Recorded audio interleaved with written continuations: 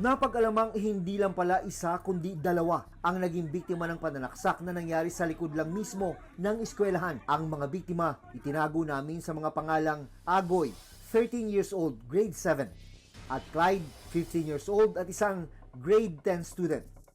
So yung unang biktima, tinamaan po siya sa sa right portion ng kanyang abdomen. Samantalang yung isang biktima naman ay nagtamo ng iba't ibang sugat sa kanyang katawan. Sa investigasyon ng Pasig City Police Station, napag-alaman na isang folding knife ang ginamit sa pananaksak. 8 ang binatilyong nanakit sa mga biktima. Isa rito ang nanaksak. Yung weapon use na ginamit sa pananaksak is wala na roon sa area. Ang ginamit po yung sumaksak po is isang color silver na folding knife. Approximately 10.5 po kasama yung handle niya. Matapos ang krimen, ang mga nasangkot sa gulo, sinurrender ng kanilang mga magulang sa PNP.